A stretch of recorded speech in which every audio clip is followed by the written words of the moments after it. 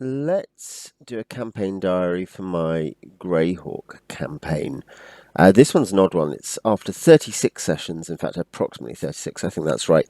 But because rather than say Dark Sun, I did 25, Open Table Realms, I've done 20 and 40 so far. But 36 because this is essentially a split into two halves. There's an 11 session pure first edition run, and then we've done 25 sessions since we revived it, which is in my kind of hybrid second edition with a lot of first edition differences, kind of style. And this, so it's kind of relatively long running. It's 3 and a bit years old now, or just over, in fact, I think, between its incarnations.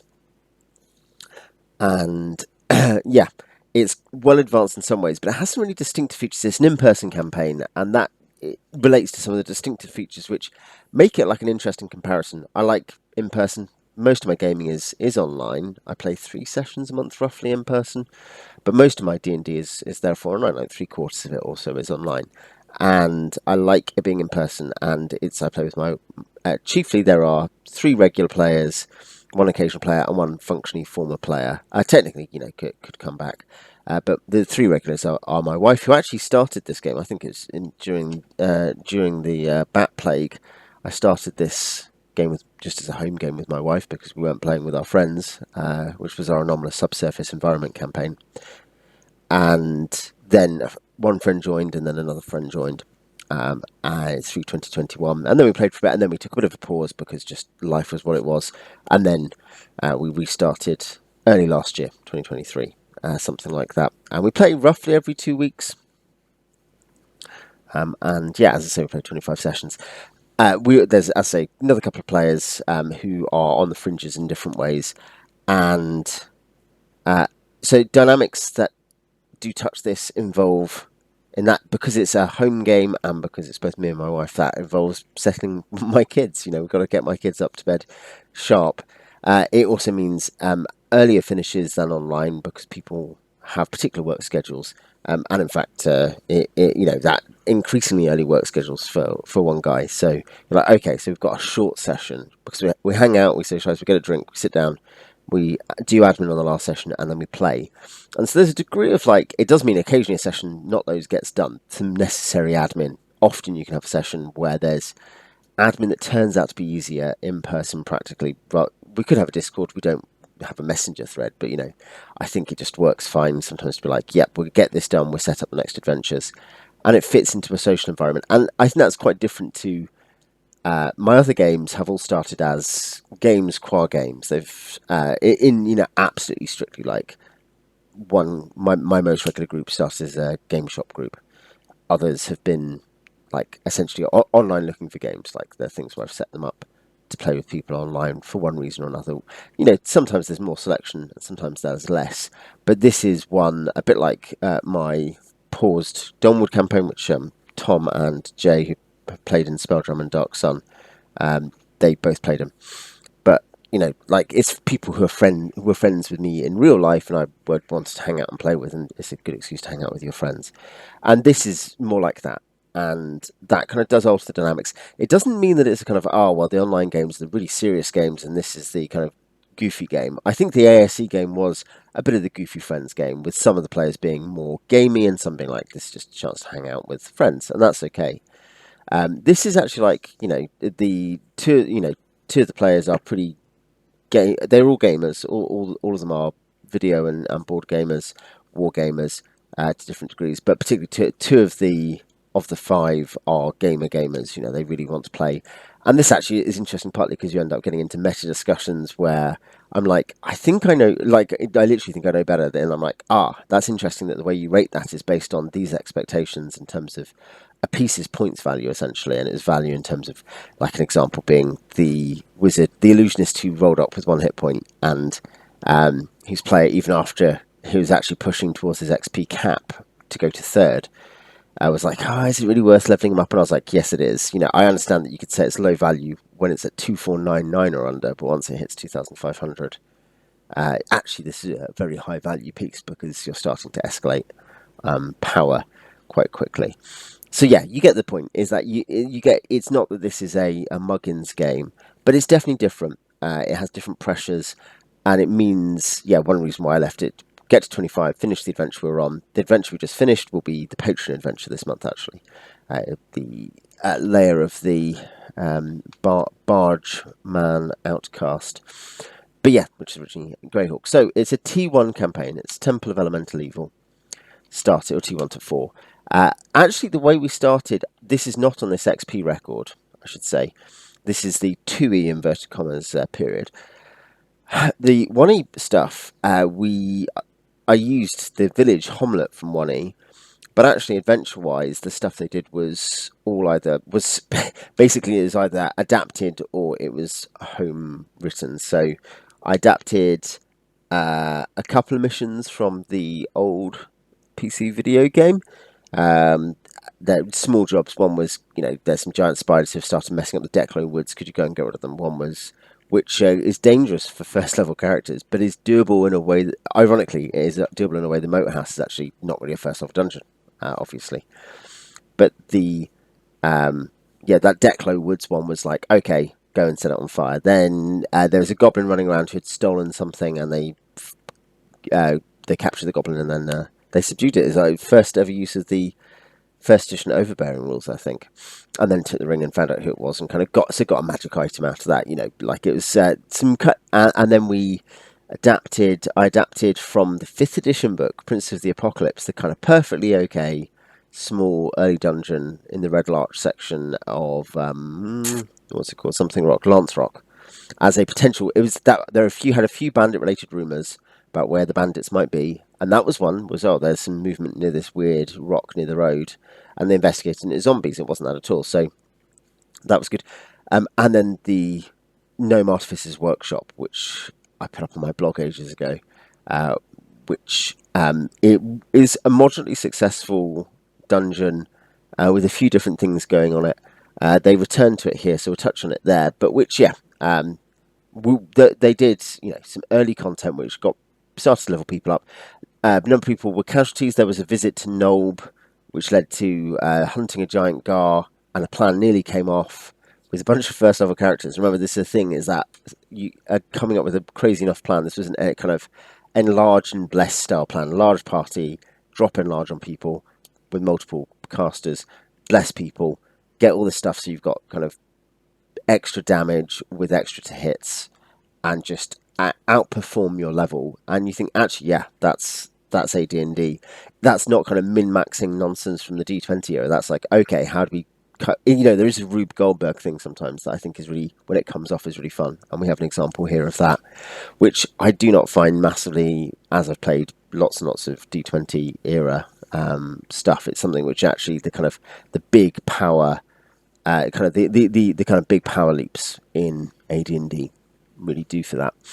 But yeah, it's an open world game, if you like, sandboxy, and we started to see that. But that's something that only develops with time. It started with multiple PCs per player, because it originally being duet and then rapidly becoming a trio campaign.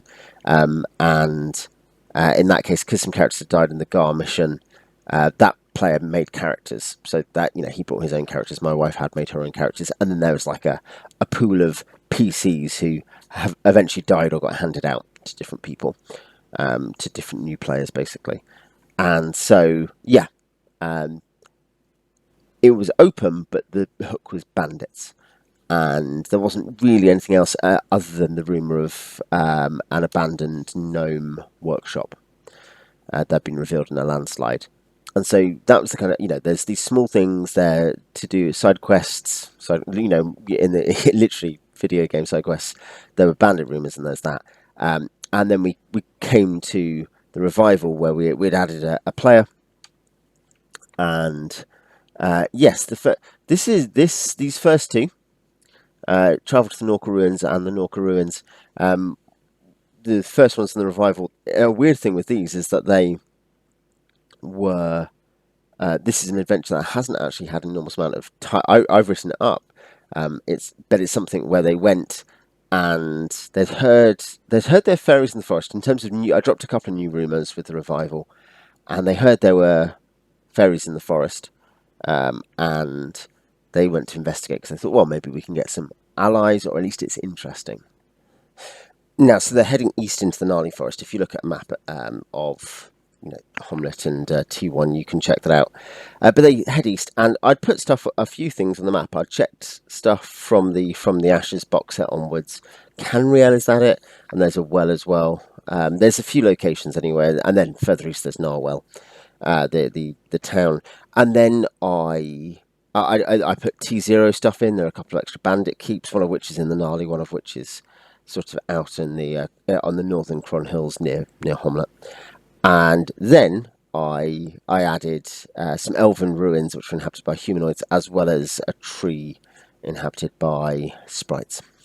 So they're exploring, and just the route they took and looking, I think, is that possibly as the druid shapeshifted and checked out, because they're using shapeshifter kit, checked out what was going on and saw some ruins. Like, oh, that must be where the Fae are. So they went to this place with these Norkers instead. And you can see, get the first new campaign bonus XP. The widely hated, but I like bonus XP. Some thief move silentlies and some druid shapeshifts, and then the next one was the Nork ruins. Now the funny thing here was that you're like, oh, there's a dungeon here. There's a big enough party. It's 9 people actually. It's that this is about. They don't tend to actually even go that strong. On occasion they go too weak, but they had 9 characters. This was between 4 players. One player had one player had 1 character, another player had 2, and no, in fact I think it's possibly one player had 2 but was kind of mostly using 1. One player had 3, one player had 2, one player had 2, so split like that. And then they were like, oh, well, we'll go and find this out, and explored and found a weird overgrown wooden but kind of seeming, somehow like artificial butterfly thing. They found a bunch of magic items, or sort of like scroll, and some valuable items here. And they did something. This was climbing around the climb surfaces and sneaking around. They snuck a bit around the thieves looked a bit around the enclosure of what was obviously some kind of monastery, and then they went back, and then they basically came in the front, and there was an interesting thing where they had a random encounter, and the encounter was merchants, and I was like, okay, so these are Temple of Elemental Evil merchants trying to ally with the Norkers. That's the most sensible thing here. What other merchants are in, because you can get merchant on the forest table, what other merchants are in the middle of a forest near a humanoid lair, not by a road? So that was what happened there, and that was fun. And I think in terms of as a starter, it was good, but it is a funny one where you write content. And I think learning to relax and love the bomb is important, because otherwise you'll write content and be like, and of course if you're eventually going to run stuff, that's part of what helps you. Like, I will have a chance, God willing, to run this one. If there's time, if I spend enough time playing games, we'll run this. So I don't worry too much, but it is one of those things where I wrote up an environment and they used it very differently, because they actually pretended to be from the Temple 2, came in after the merchants had left and negotiated a bit and found out what was going on a bit and then left. It was a very different kind of approach. They snuck around and they negotiated. And that was an interesting instant capture by the new player who'd only played 5e before of a lot of what was going on. Then there was a bit of a one-off, scouting Nolb in the Temple of Elemental Evil, this was a fun session. But yeah, this was them just going around Nolb a bit on the way back up, because they headed that way on the high road, and they knew people because of the previous Giant Guard debacle. They knew some basically good characters there who are willing to help. They had also met Elmo in Homlet, who had helped them with the giant spiders. And yeah, you can see they also scouted the upper works, and they killed some giant ravens, and the druid shapeshifted and snuck into the back, into the watchtower, and then was spotted as a mouse, not as a human or whatever, and then ran out. And yeah, again, the giant ravens one was an interesting one, actually, just in terms of slightly different combat to other stuff. But you can see here that there are class bonuses, like that's a barbarian special ability. And that those are fighters killing a 3 HD creature. They're both first level. At this point, might be that I think everyone is first level still here. So this is something where actually they're going to an area which is obviously quite dangerous, and they're like, yeah, we're not going to do loads here. We'll leave, and they go off to do other stuff. They're also a knob, so you fight the Gar again. The half orc fighter cleric hunts down a giant boar, and they all they all go. This is another video game side quest, and Emerald's Run. I've drawn from that, like this area, this area of water near Nolb, and it's sort of a mid-level thing there. But this was one actually which was again just a very good proof. This was again a first level party. You remember functionally. It may be. It's possible actually. I say that one or two characters might have been second, like Imaro the barbarian, who is there, and there, and Tim Tom the thief. They might have been leveled up. Some Giliara the druid, something like that. A couple of characters might be second level. But the big thing here is they work out the Sarnasis using Dimension Door on the Gar as it's swimming, as they have to get its attention, so they get some meat, put it in the run where they know they kind of hang it over it, I think, using poles and stuff, hanging it into the water as bait essentially. But then rather than like, oh, we're now dragging it in and fighting it, they bamf it through Dimension Door, so it comes onto dry land. And though I think it injured one of them as it did that, and it was thrashing around it, it injured a couple in its death throes. They then just hack it and fire at it and stuff as it's on dry land. And this was one of those Rube Goldberg things where you're like, great. It doesn't always come off. Disasters happen, but when it does, and this one, the first Gar battle was a Rube Goldberg thing that didn't work. Here was one that did, and so they get 2,000 XP. Sehemi is the paladin slew it, so he gets 80 because he's first level and it's an 8 HD creature. This is the way fighter damage for killing stuff. It's an interesting one. I'll have to talk about it one day. As a bonus XP system, it's attempting to encourage you to do stuff your class does rather than completely avoid stuff your class does. It's meant to be, obviously, a measurable replacement, and it doesn't quite do the same thing, but a measurable replacement for the player ratings system from first edition. And it's debatable whether it's not a like for like, but it's trying to do something the same of encouraging players to play their class rather than just play a character or do whatever they think is personally beneficial. Fighters have this weird thing where mostly they're getting stuff from killing enemies, and it scales by level, and that's obviously meant to help them keep up, which actually ironically does a slightly opposite thing to the intention of what is the more bigger term, be like killing off the worthwhileness of killing very low level enemies. In Lotro, it's that their names are grayed out on the screen. If you kill them, you don't get XP or get like 1 XP. It does the opposite to that because it makes a kobold worth 40 XP when you're 8th level, whereas it's only worth 5 XP to kill when you're first level. But yeah, they got a ring of water walking. This becomes very relevant in this Riverine adventure later. Bandit attack. This is them travelling home, and Sambalan dies. They'd lost a couple of characters in the first time around, including someone who'd experienced a few adventures actually, Throlly the dwarf fighter. But Sambalan is killed here. He was one of 2 1 HP magic users generated very early on. But Aerosol and Parathil survive, and because the bandits who are here are being tracked by Aaron Fox here, who's the 3rd level ranger of the Gnarly, he comes and helps, and they defeat they kill 4 bandits and a half orc, a leader, and get a bunch of magic treasure. And so this is setting up. They're going to go to the Abbey of Elatur to hunt down these guys. So they go to the Moat House next. They finally actually get on with the main mission of the quest. But this is because with T0, I didn't use T0's kind of you're guarding a merchant train going to Homlet, and that's how you find out who's these people attacking you, and then maybe you track them down. That's the setup there, is you find out there are more bandits by travelling along.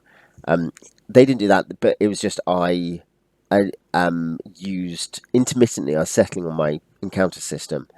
That's one thing. I have one learning curve thing here in this campaign more than elsewhere, actually, in terms of recent campaigns. I mean, I went back and forth. I have gone back and forth on what I want to use for encounter tables, and it's mostly because there are 3 relevant encounter tables. One, customized adventure encounter tables for T0 for the road, more or less between, I guess it's between Narwhal and Homlet. And that the relevant thing there is it has a cool custom NPC to help you, who can be a very low level trainer. He can obviously help train second levels. Or again, the Greyhawk, World of Greyhawk box set / folio encounter tables, which are customized by region, and so I know they're more general. They're going to give you stuff, and they have very detailed information about things like patrols and stuff, and who you might meet. And they flavour it out, so in terms of the kinds of people you might meet on a river versus in the mountains, and that's relevant to Greyhawk lore, to the Flyness and who's there. That's good. That's going to make your game better. So in both cases, one is like campaign customized and one is world customized. All the DMG tables, the DMG tables are just very flexible and quite easy to use. So they're though they take more effort, they are much more comprehensive than the T0 ones, and they're easier to use than the Greyhawk ones. And they're in a sense they're more flexible because you're like, okay, here's all these options rather than like, okay, here's a very small subset per region. And so as a DM, it gives you, I've used all three. I mostly use the DMG ones, but in the Gnarly and the Cron Hills, customized towards having, as in some of those results, come off the T0 charts once I've actually rolled up the results from the DMG. Yeah, you can see, you can probably work out logically if you look at sessions 4 and 5 particularly, but also, session 2 and 3, you've got characters increasingly hitting level ups now. And so we have training timers. What you can see, a few points of admin. I maintain XP records, though players record all the stuff that needs to go on the XP records, basically. So they record treasure, because we're using gold for XP. They record class-specific XP, things like that. Timers and timekeeping is important. Strict time records must be kept. And so I try, within reason, to keep very strict time records of where characters are. And you don't want to time jail them too often. I think you must understand what Gary was actually attempting to do with his advice about time records to do with PC activity, rather than, as in you're looking for the spirit of the law in it, rather than a perverted version of the letter. But the point is that, you can see the party is split here. They haven't been split before properly. Up to now, every active PC is together. Here, Perithil, Aerosol, and Sambalan are, I don't know if it's because they can level possibly, but they are, I think it's actually possibly because this player was not active, who had Perithil and Aerosol, was not present, and this was a group PC, a spare PC, who could have become a third PC. We've got players who have 2 or 3 PCs here. And so they split off and start heading back to carry some of the treasure, I think with a mule, but obviously get ambushed in the next one. You can see now we have training timers. I don't always actually mark it. I sometimes have timers separately marked. Sometimes I actually just, and this is the case later on here, just record it as the date they finish. They're free from this day, so the day after they finish, I guess, technically. But here they go to the motor house, and they mess around, they kill a giant adder, and here I record treasure ongoing in this way for my purposes. Of course, I think you can have I, the DM, just give out XP. I tell you what bit XP you've got, and you record everything else. That is completely fine and legit. I find this helpful because I don't mind it. I find it therapeutic at some level. I'm like, okay, just get the information down, organise it, set the world to rights. But also because I think it's something which is a way to quickly capture what's going on, so that everyone knows from time to time how it's going. One reason also with this is that this is a campaign where all the sheets are essentially maintained. None of my other games, so Spelljammer I'm running currently, or Dark Sun before it, or the Open Table Games ones, even though I might maintain XP records, players keep their own character sheets and their own records of their own inventories and stuff. Whereas here, they all start on my computer in a strictly home game, like a duet game, and then that's been the case since. Continuing in the moat house for a couple of sessions, as you can see, and they get a lot of stuff. This is actually they cash out here, and jeweled dagger, gold chain necklace, bunch of treasure, shield. That's a magic shield again. Here Perithil. Is this one where Perithil dies? Yep. So Perithil, Prince Perithil dies here, slain by rats while he's scouting, and so eventually others come and defeat the remaining ones. But this is something where I think, because here some of these characters of Natsuki, Bati, and Jati, some of them are on 0 HP recovering, and I think Natsuki, at least the wizard, is guarding them. Like, you've got an injured party here who can't do very much more, and so they leave. Basically. And yeah, they kill giant frogs. Here's a relevant thing, and one thing that's not being mentioned here is that Sir Avril is a Skyrider Paladin, but that's his kit. And this is a funny thing with Tui, that I enjoy the kind of wacky broken kits, mostly because game-wise they're not broken. They in a functioning campaign, yeah, you can start with the Griffin, yeah, you can shapeshift, yeah, Spellblades can kind of have an AC buff and cast with one hand, though they can be interrupted. But the point is, that sounds crazy, and it's certainly, in terms of the very fine balance that is greatly to be respected and enjoyed in first edition. The point is, these things don't actually break a serious campaign, in my experience of having run several of these, because you can't take a Griffin in the dungeon, and if the Griffin dies, you take like -2 to all your rolls for 6 months. Like, in a big risk reward. The shapeshifter is just one of several options, and in this case, it's with a Wisdom 12 druid who's not very good at spellcasting. So hey, give her a break. Or again, the Spellblade, who actually don't have Spellblade here, only used in one context and doesn't gain doesn't gain a bunch of support stuff via the kit. Everything is loaded onto being able to do that thing in combat, and in a game which covers everything, which I try to make sure my games do. That's only good, is not amazing. It's only very good, not amazing. So anyway, the point is that here Sir Avril has a Griffin which lands on the giant frogs. This is great. Lands on the giant frogs and kills them. This is the solution to the giant frog problem, is have a Griffin. But they leave via that front door, get ambushed, because at this point it is... I think, yeah, Tim Tom, you can actually see, by this point, Tim Tom is injured. But so at this point, yeah, you've got Jati, Bati, Gragnak, and Tim Tom are all on 0 or below. And I think will have been healed up via potions and stuff and by lay on hands. But are basically, they're outskied. Bati will have also been able to, while he was upcast cleric spells, because he's a half-orc fighter cleric, and specialist priest actually of Lurg.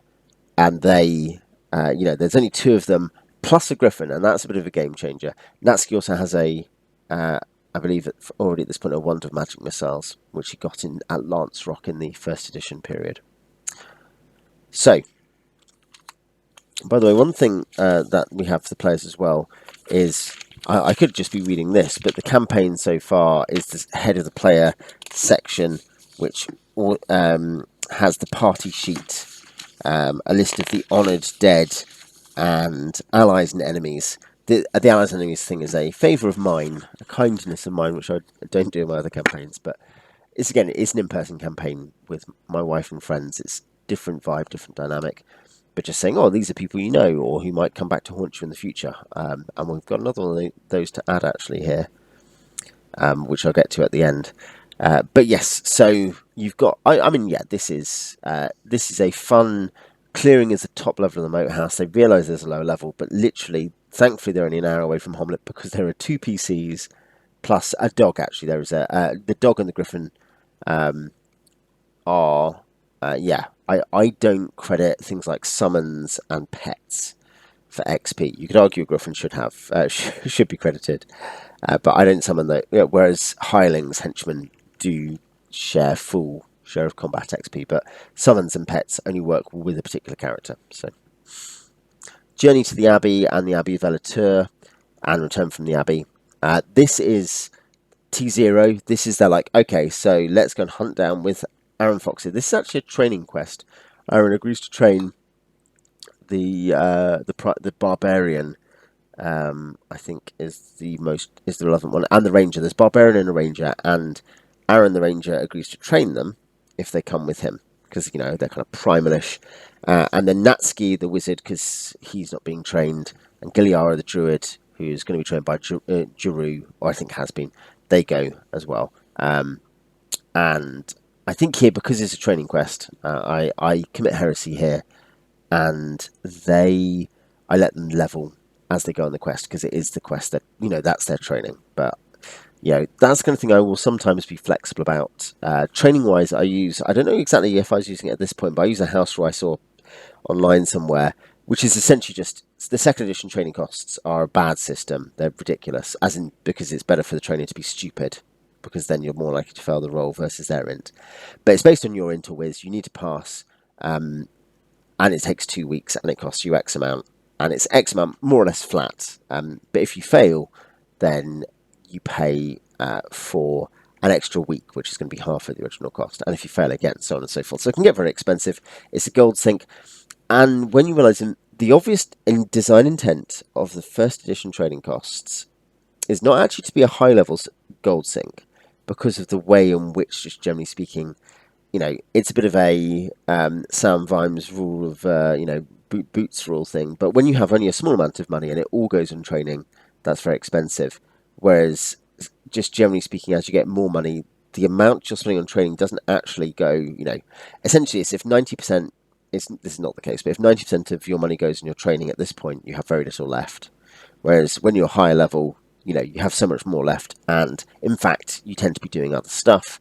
And in fact, it's also the case, generally speaking, just due to the first edition calculations, that it's not so bad if you're higher level. So in that sense, what you're trying to do is make sure your training sucks up low-level gold in a way that is not crazy or obnoxious, but which is fairly predictable, and gives a sense. It's one of the ways of engaging with the fact that there are time costs in the world, that decisions that create opportunity costs. Therefore, you're spending money and time on getting extra stats, and that's often not going to matter, but sometimes it is, because there are things to do. And also, you only have so much money, so you're only training so many people here. It's Aerosol, Imro, Giliara, and Jati the Scion Assist. Which this is actually quite answering a question that came up tonight. So, yeah, you can see the training time is a set here. And for some reason, I make Aerosol 8 days. That sounds like I was giving them a week. So I wasn't yet using 2 weeks plus 1 week per fail. At this point, Jati, that might well be, looking at that I, depending on if that might be about when he got home, but I suspect that's because I'm doubling his time for self-training. I might be using a version, the first or second edition version or something. But yeah, Jati is self-training, obviously, and therefore doubling his time. That is much more punitive with 2 weeks as a base. So they track with Aaron the Ranger's lead. They track down the bandits that they've already slain some of, and T0's Great has reinforcement schedules. So they had some reinforcements, a couple of guys. They killed the sergeant on the way, so they actually get attacked by the bandits on the way, which does make it easier when they get there, because there's literally only 4 bandits left on guard, 5 or something like that. And an orc, there's like an orc cook plus 4 bandits. So it's actually pretty weak, which, the 2 punishing battles and the loss of Samblan do help with somewhat, it has to be said. And they, you can see here, bonus XPs. What bonus XP? One thing I'll note here and here, you can see Cantrip and Orison. So I also give a free 0th level. Cantrip and Orison are both first levels, which you can exchange at I think in first edition, Cantrip is a 4 for 1. You can exchange a first level for 4 cantrips. Technically, I guess either class could do that. I have never seen a player in any of my games tempted to do that. Orison is better than Cantrip, but much more narrow, because it doesn't last for a very long time. It's a very specific thing. You have to choose one function, whereas Cantrip, I think it's like an hour, or something like, maybe it's a turn, but I think it's actually 6 turns. And it can do all the effects, all the time, like small amounts of light, small sounds, things like that. You have a constant minor illusion, kind of constantly, or tiny light, constantly going on. Whereas Orison's are much more narrow, like cure 1 hit point, sense magic, but not school of one thing. And there's a couple of others actually as well. I also have readapted First Edition Unearthed Arcana Ceremony as a first level spell that can be memorized on top of second edition spells. There are other things where having to fix some of the gunk that hits second edition spell like rules writing. Some writing ends up being quite clear and good actually. You're like, oh yeah, that actually that obviously is what's going on there. But other times you get stuff where there's changes that it's not clear why they've happened, or they are things that happen because of the conversation between, from 1977 to 1989, from people who don't understand rules intent. And so, you've got, I think Zeb Cook says, these are all the common house rules. Most of these are things loads of people have been using anyway. And you just think, so those people didn't understand what that rule was about to begin with. But yes, so that's one of the hybridizations. I should do a kind of how, my house rules thing one day, just as a curiosity. But yeah, I do give them Orison, which is from a player option book. Actually, I think it's Spells and Magic, but it's a good spell, it's a useful spell, and they get one use per day if you're a cleric or a druid. And we'd use Orisons and cantrips, the Dragon magazine versions, or whatever. The way they'd suggest doing that in our first edition game as well. So it was an easy transition. I like it. I don't mind giving the caster a small extra thing, and here it gives them a tiny bit of XP as well. Very small 25 XP. One thing is that Natsuki, due to both limited spells, 2 spells at first level at this point, and that's usually Wall of Fog because it's an illusionist, and often the second Wall of Fog, literally often 2 Walls of Fog. But using that wand because not interrupted, you don't need a valuable spell slot. As fast as anything else, we're using weapon speed factor as an initiative bonus per the second edition optional rule. Like an addition, and so the smaller speed, the better. And so it's not that slow. It is slower than literally many spells, but it can't be interrupted, and it means he can hang further back. And he can use Magic Missile a lot, which he likes. And I rolled a very high number on the opening wand. So yes, here they search through stuff. They kill a giant spider, partly using the griffin, and also chasing it downstairs. And they get a bunch of stuff, and you can see this is stashed. That's the same as uncached. And then they go back, and what's it that happens here? I've just seen a misspelling. Magic cloak. So here, this is them getting back, and alas, Imaro, who's the second level barbarian, I think XP'd for third, is slain by an ambush from another bandit group. Not the Moathouse Bandits, as far as they can tell. Not the Abbey Bandits, but a different group of bandits. So yes, they are attacked again, and this one has humanoids in it. This is not a human bandit group with one random orc. There's Svarts and Null, a bugbear, and they do defeat them, and the rest flee. Yeah, I haven't put a route there, so maybe they eliminated the whole group. I seem to remember them fleeing, but anyway, hey, they get some extra stuff: magic cloak, magic flail, etc. Avril comes, I think, because Avril had finished. They'd actually said, Avril needs to finish training to be second or something. I think that was it. And then we'll go and find them. And so he actually goes and meets them. Is it that he went with them? Let's check here. He went with them, and then he flew back separately with the treasure. Like, he took some of the treasure on the Griffin, what he could carry, just to get it out of the way. And because this is a relevant thing, they had... the cool thing in the T0 Abbey is there is a Silver Dragon Wormling who you can rescue. And then if you return the Silver Dragon Wormling, you get a bunch of platinum from her mum and dad in the Lockmill Mountains. And so that's the thing that, Flying Griffin can go with there, get the dragon, rather than having to walk there, and goes and befriends these people, and, and that was kind of cool. That was a nice, organic, diegetic, inverted commas, moment of campaign development. And I think this is a moment where things, begin to spread out a bit, slightly. I mean, one, we've already got split parties, but also you can see them starting to encounter the larger world. They've seen a few different locations now to the south and to the east. They've now flown to the west. They've met other characters, NPCs. They then decide to finish up on a couple of things. They've got downtime, and they decide to go back to the there's a split here because of a player needing to be absent for a while. But Gnome Workshop and the Moat House, they decided to go back to the Moat House and they decided to go back to the Gnome Workshop with different parties who have trained at slightly different times and who are, there's some selection as well, like, okay, we'll wait till this person's free to do this. And yeah, you see how I'm not adding timers, I'm adding just essentially whatever time they're at when they're free. Okay, return to the Moat House.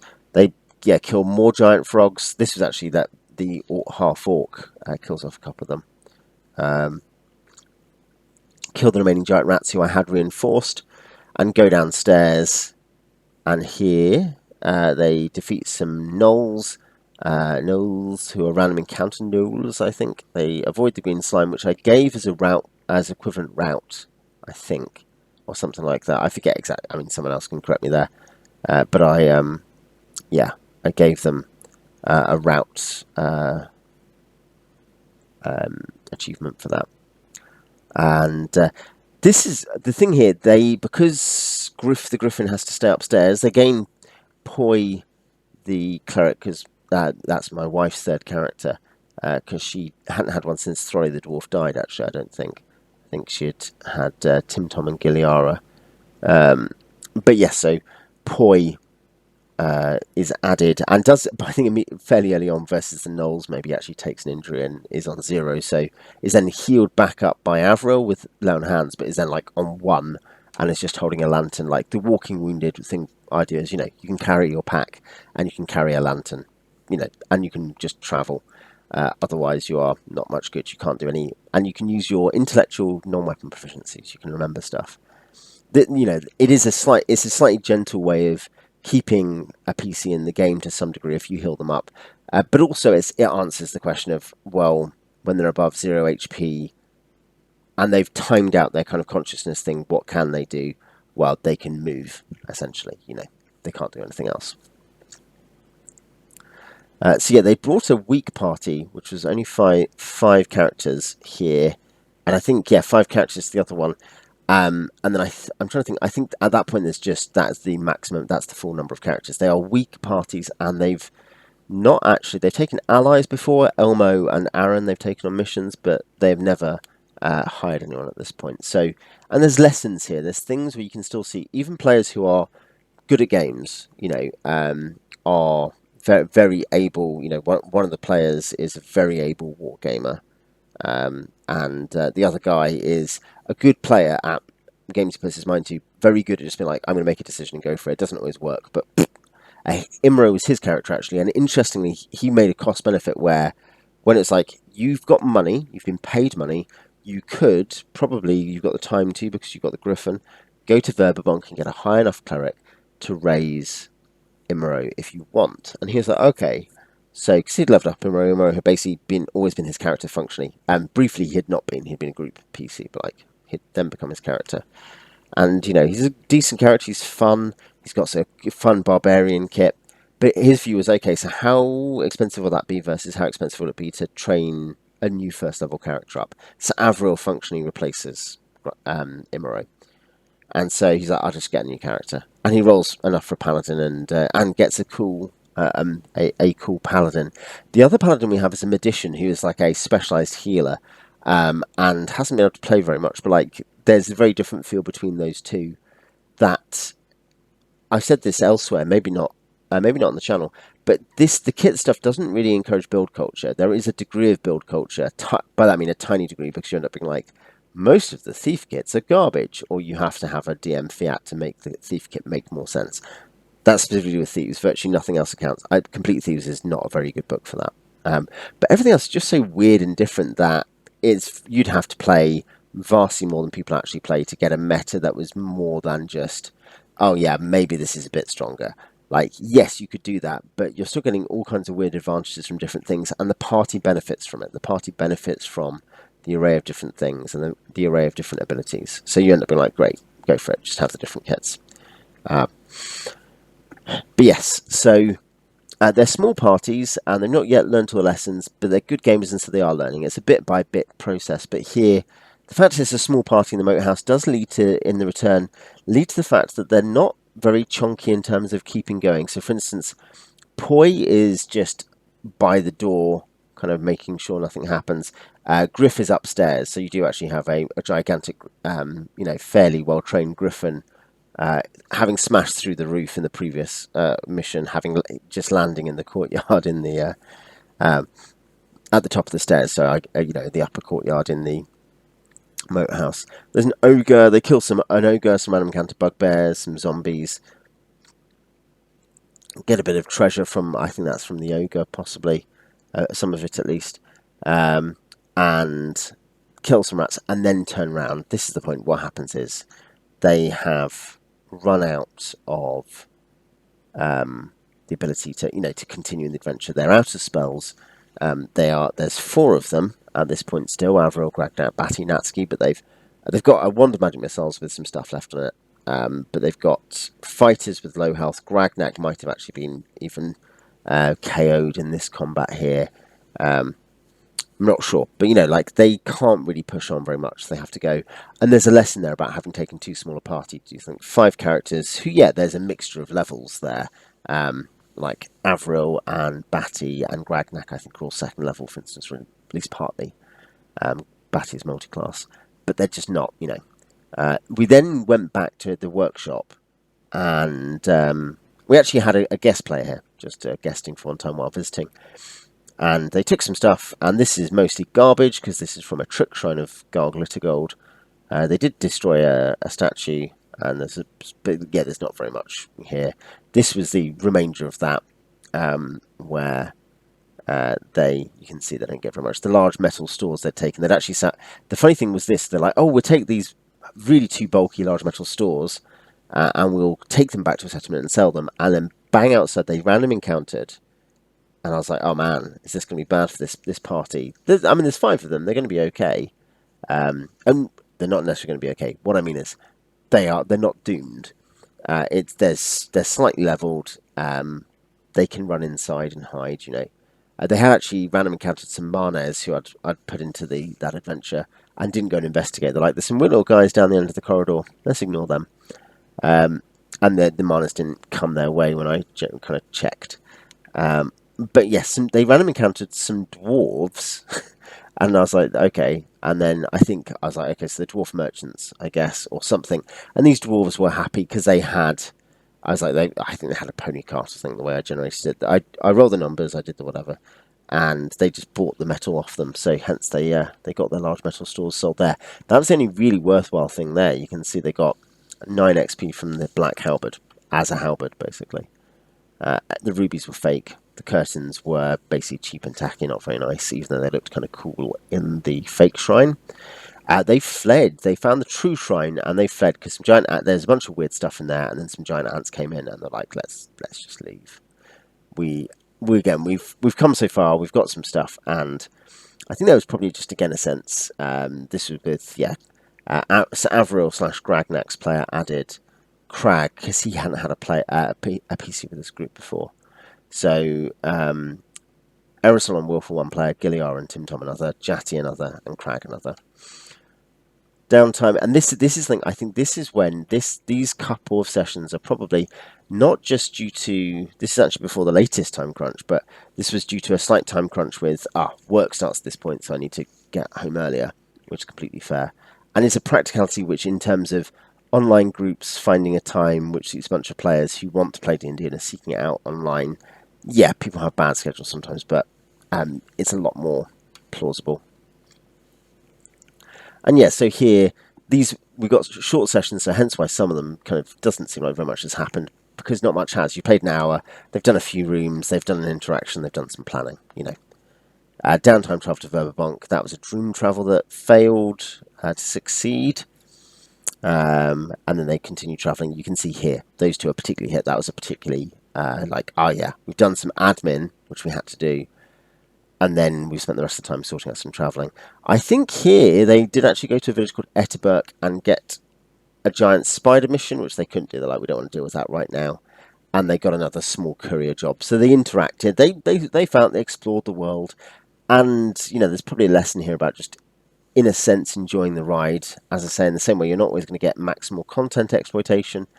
It's frustrating in that kind of situation. It's not the player's fault, but where you don't have enough time to really get loads done. You want it to be a 2 hour, 2.25 hour session. It can be about an hour and a quarter or an hour, but it's then getting crunched by the fact you have to sort stuff, or there's some confusion, or you're doing level ups. And then, this is what we've done most recently. A 4-parter against the pirates. This is River Pirates, a Rene outcast who commands a couple of barges, and there's a bunch. As I say, this will be out this month actually on the Patreon. But the idea that they're raiding the river all the way from the Vesve Forest, which a long way away down to Verberbonk. They are a major threat, and they're competent. They're good, and there are, I think, 18 of them technically, plus a giant otter. You see this one. They end up arriving at the Rene Bandit Cave. You see here, this is Wilf, Jatty, Tim Tom and Crag. 3 of those are thieves, and Jatty is a scientist, albeit Crag is a locksmith and Wolf is a gnome professor.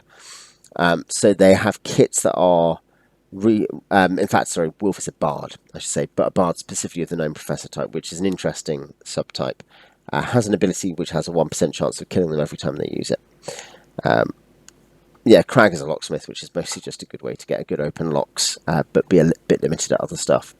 He's a fun character. In this one, this was the Rube Goldbergian one more than anything, because though there's some stuff in these which is a bit like that, I think technically they started their planning and travel to Verberbonk. But here, the plan they came up with was that they would make their own little merchant barge. They'd hire a barge and they'd go up and down the river with their goods, and they'd get raided. But they'd actually hide out. The kind of main party, they'd hire some footmen who would also be sailors, and then they would go and hide out. They'd dimension door out, and then dimension door back on. The PCs would, except for the thief, the pure thief Tim Tom, who's 3rd level, the senior member, about to go 4th level. And Tim Tom's been around since the beginning. And so Tim Tom would use the Ring of Water Walking from the Gar and a Cloak of Elvenkind, because there's a couple of those in the group, and would walk across the water to the enemy barge and hold on to the back, and then use contact, Psionic Wild Talent, generated, I think, one of 2 times I've ever seen this happen with 1st edition characters, which is maybe more than many people have, because this is a 1st edition generation.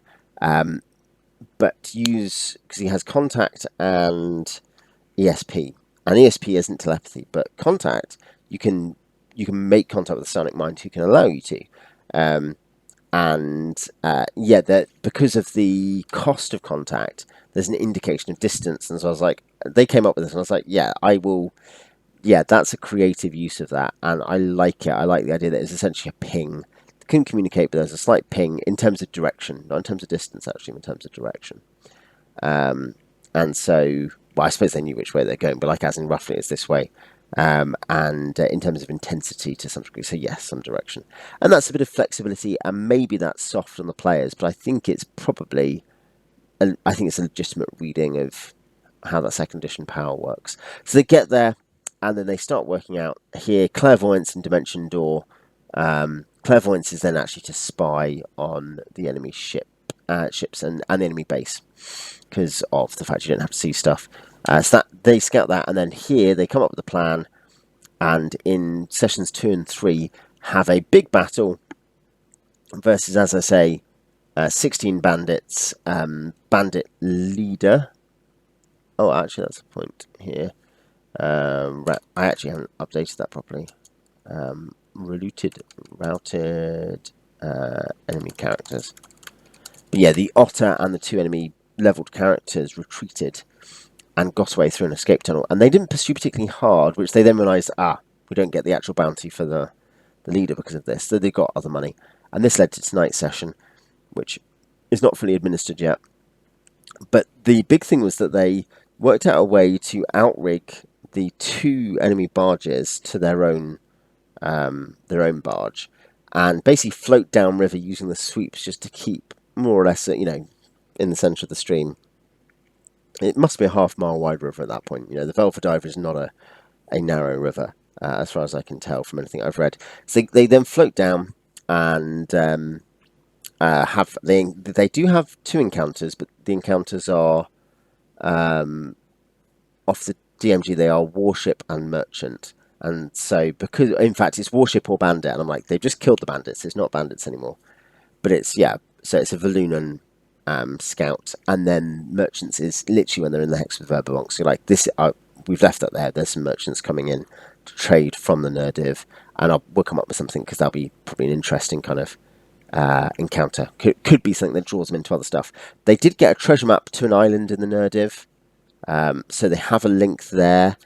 And there's a bit of a debate about do they bamf straight back? Do they use dream travel or whatever else to try to get back as quickly as possible to Homlet? So the whole party, which is I guess 13 PCs, is reunited, so you can then use them in whatever way you like for new missions. Or do you keep some people up here, but then this is all the thieves, all 3 people with thief abilities other than the ranger, but all 3 kind of normal thieves, particularly the 2 normal thieves who have the full range are here. The one scientist is here, but maybe that's less important. So, what's the plans? There's a bit of a thing. This was always a weird one, and it's actually one where, because they were like, we can travel to Verbabonk to... I'm trying to remember what their official cause was. They had like a particular inspiration for it. That they're like, oh yeah, we'll go to Verbabonk. We should do that. They were like, we can't really go around fighting anyone. They've got some other rumours in the city actually as well, which may also keep them there. I don't know. We can't go around fighting those people because we're 2 thieves, a bard, and a psalmist. We're 2 very much second-rank fighters, or 4 very much second-rank fighters, or some third ranks. And so they're like, okay, we'll hire the light footmen. And that was, I think, I suspect, been a real helpful lesson that they realised we can't fight, but we could hire. They're like, what can we do? And I was like, well, you can, people might hire people, or you can wait, you could go wait for people to train up in Homlet and come and join you, or whatever else, send a letter. And they're like, no, we'll hire people. And that will, I suspect, in terms of a learning curve, it's a long way into a campaign for that. But then, it hasn't. They've had large PC groups and occasionally powerful allies, whereas this was a small and soft group. And it reminds me of a Dark Sun party, actually, where the players, this was a lesson that group learned. They learned with the Boulette debacle, they learned to plan and to have a caller in battle at least. And then in the one where they realised their party was like all wizards and thieves, that's too soft. You have to have people who can, even if they're going to die, be in the front rank for a few rounds. I think here that's something they learnt. And those 3 of the hirelings died. They did pay for the funerals of those guys on top of their pay, and they tried to keep good relations, which is a nice touch. It's the thing that reminds me of Fever Dreaming Marlinko, and I feel like Gabor Lux has mentioned this as well. The idea of working with Fever Dreaming Marlinko, but Chris Kutelek is actually mechanical, like how much you've offended or pleased the hirelings guild. But I think that idea that you're trying to measure some of that is good. So yeah, there's a bunch of learnt lessons, and there's some fun stories. I think there's a couple of very successful adventures in there that have been completed, essentially. So the Gnome Artificer's Workshop, the Pirates, Renee Outcast's lair, with the mechanics, because I mechanised in D&D terms, not in abstract terms, but like, where will they be when? And that was quite nice to work out. And because they hit them on the changeover, that meant particular dynamics about what treasure was there. Also, there was a full garrison rather than half a garrison. That was bad in one way, but in another way it meant they got 2 ships and killed 16 bandits. That is a devastated group, albeit they now have enemies who have disappeared and are going to go on the friends and enemies list. And I think I've enjoyed the Moat House. They're going to go back, I guess. There's more bandits to find out, not in the Abbey of Elatur, though, which they purified. There's going back to the Fey forest, including where the actual fairies live, but also the Norkers in the ruins. There's the upper works, there's some stuff in Verbabonk, there's the stuff in the Nerdiv. That's one thing about having begun to spread out. And I think campaigns really, in my experience of having run a couple that have hit that point of really beginning to spread their wings. This one, despite the relative time delays on short sessions, this is no longer because I'm often like, I run kind of 2.5 hour sessions, so think of it as like half a Gary session in terms of when Gary talks about leveling up. This is more like a quarter. But it's just beginning to spread its wings a bit, and that is, has been very, very fun. But yeah, if people, particularly people who are running Greyhawk, love to hear your experiences, campaigns you've run there. Here, I don't have any big, heavy, overworld stuff other than T1 to 4 ideas. But stuff will naturally arise, I think, as the players level up. That's what I've always found. And I come up with more ideas, but also players start aggravating stuff. But yeah, certainly give me your experiences there, and also just generally any war stories you've got from recent days, recent adventures. Till next time.